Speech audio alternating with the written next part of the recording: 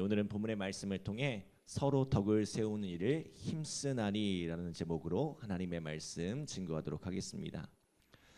계속해서 말씀드리는 것처럼 신앙생활의 핵심은 사랑하는 것입니다.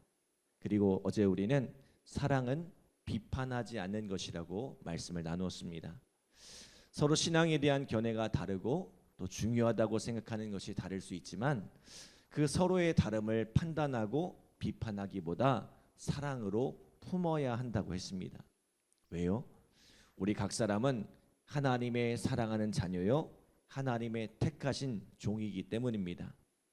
판단하고 비판하더라도 그것은 나의 몫이 아니라 하나님의 몫이란 거예요. 또한 우리가 판단하고 비판하지 말아야 할 이유가 무엇입니까? 우리가 어떠한 모습으로 행하던 우리 각 사람이 주를 위해 행하고 있기 때문입니다. 나만 주님을 위해 사는 것이 아니라 그도 주님을 위해 살아가고 있기 때문입니다. 우리가 할 일은 저도 하나님의 사랑하는 자요 또 하나님의 택하신 종임을 인정하고 그도 주님을 위해 살아가고 있음을 인정하는 것입니다. 내게는 그것이 틀린 것처럼 보이고 내게는 그것이 불편하게 보일 수 있지만 하나님 보시기에는 그렇지 않다는 거예요. 사랑하는 여러분, 내가 보기에 아니라고 하나님 보시기에도 아닌 것이 아닙니다. 오히려 하나님은 우리가 형제를 판단하고 비판하는 그것을 더 미워하십니다. 형제를 향한 판단을 멈추시기 바랍니다. 형제를 향한 비판을 멈추시기 바랍니다. 서로의 다름을 사랑으로 용납하고 사랑으로 포용하시기 바랍니다. 그리고 더 나아가 어떻게 하래요? 우리 13절 말씀 함께 읽겠습니다. 13절 시작. 그런즉 우리가 다시는 서로 비판하지 말고 도리어 부딪힐 것이나 거칠 것을 형제 앞에 두지 아니하도록 주의하라. 아멘. 자, 서로의 다름을 인정할 뿐만 아니라 오히려 나와 다른 그들을 위해 배려하라는 것입니다. 형제를 위해 나의 불편함을 기꺼이 감수하라는 것입니다. 나는 이것이 옳다고 생각하지만 나는 이것이 더 중요하다고 생각하지만 나는 이것이 더 편리하고 익숙하지만 형제를 위해 내 생각을 내려놓고 내 편안함을 내려놓으라는 것입니다.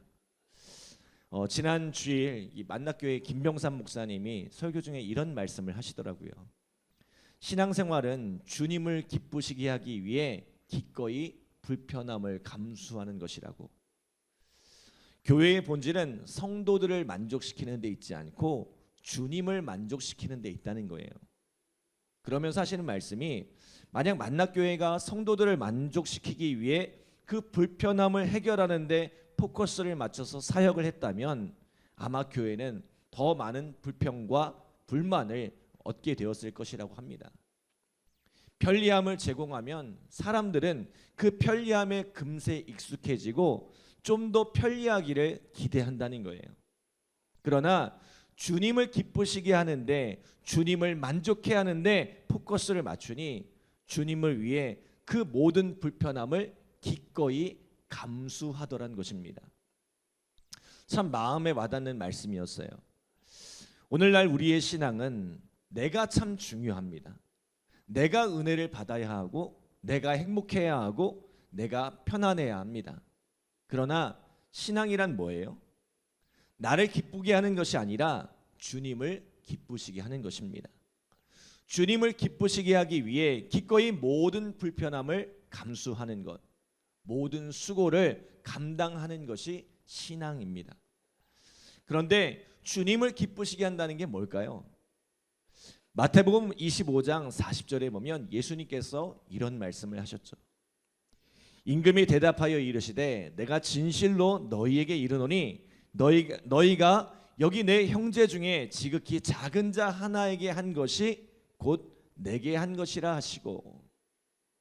여러분, 눈에 보이지 않는 하나님을 우리가 어떻게 사랑하고 섬길 수 있습니까?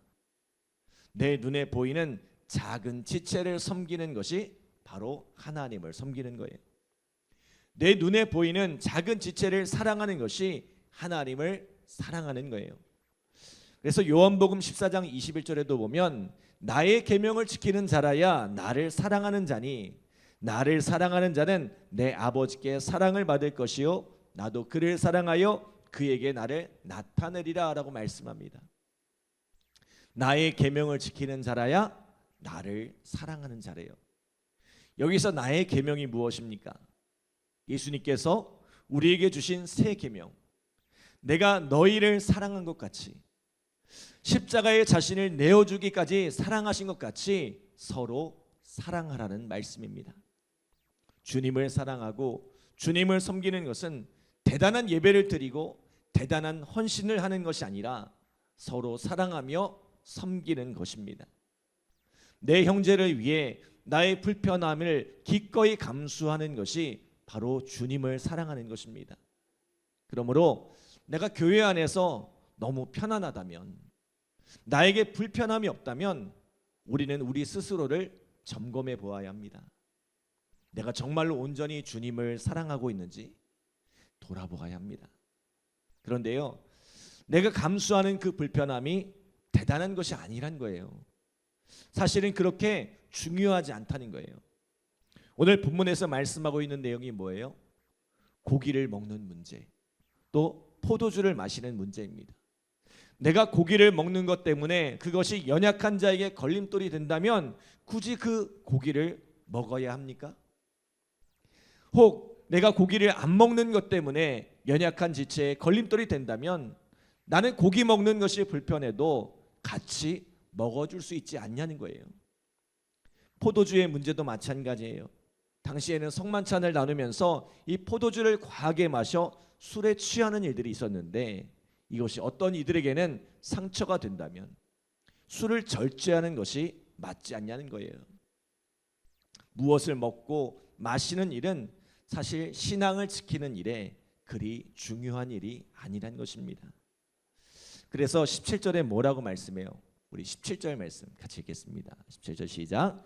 하나님의 나라는 먹는 것과 마시는 것이 아니요 오직 성령 안에 있는 의와 평강과 희락이라. 아멘. 먹고 마시는 것은 아무렴 어떠냐는 거예요. 하나님의 나라는 성령 안에 있는 의와 평강과 희락이 중요하다는 거예요. 공동체가 주 안에서 화평을 누리고 기뻐하는 것이 중요하다는 거예요. 그런데 우리는 종종 대단하지 않은 문제들을 가지고, 중요하지 않은 문제들을 가지고 내 불편함을 해소하기 위해 화평을 깨트리곤 합니다. 많은 성도들이 은혜 받는 일을 굉장히 중요하게 생각합니다. 그래서 은혜 받는데 거추장스러운 것들, 뭔가 나를 불편하게 하는 것들을 잘 못 참습니다. 누구 때문에, 무엇 때문에 은혜 받는데 방해된다고 합니다. 그러나 진짜 은혜는 뭔지 아세요? 주님을 위해 기꺼이 그 불편함을 감수하는 것입니다. 그것이 진짜 은혜예요. 저는 제가 소명받던 날의 예배를 잊을 수가 없습니다.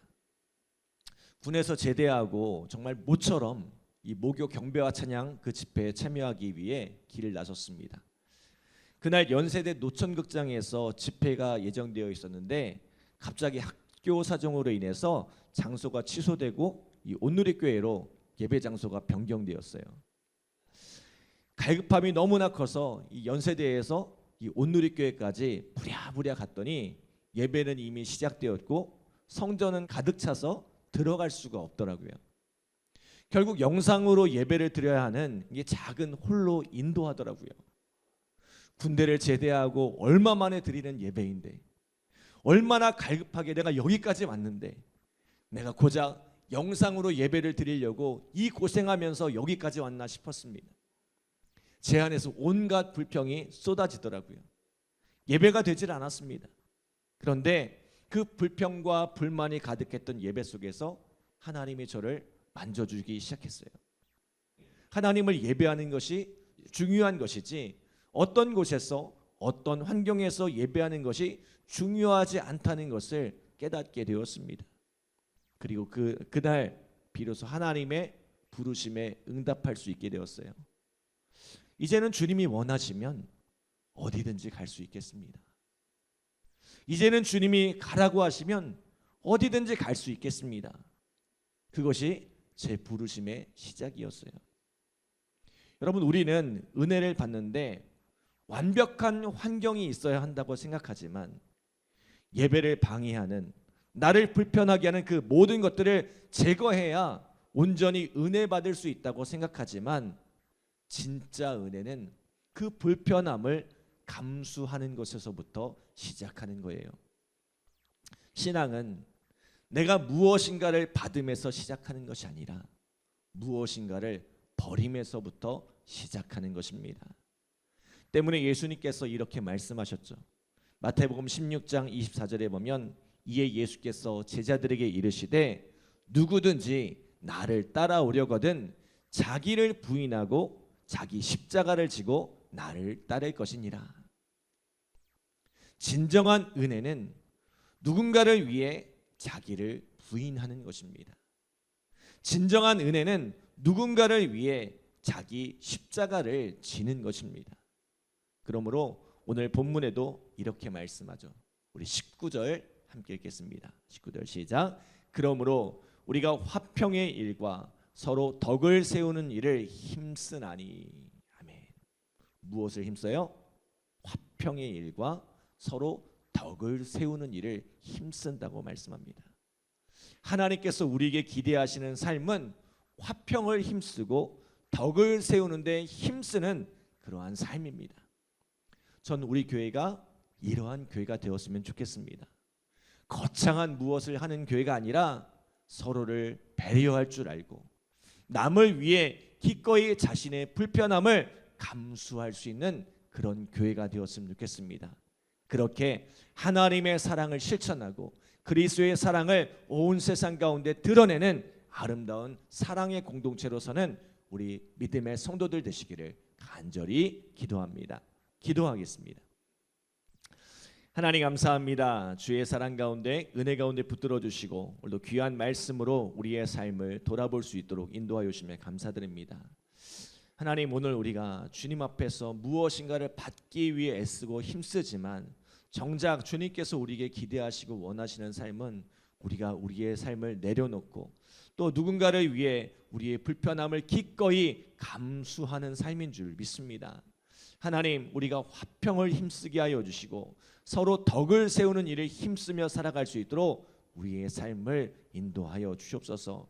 오늘 이 새벽에도 간절한 마음으로 기도한 우리 성도들 주님께서 응답하여 주시고 또 열매 맺게 하시는 귀한 사랑 은혜를 경험케 하여 주시옵소서. 감사드리며 예수님의 이름으로 기도드립니다. 아멘.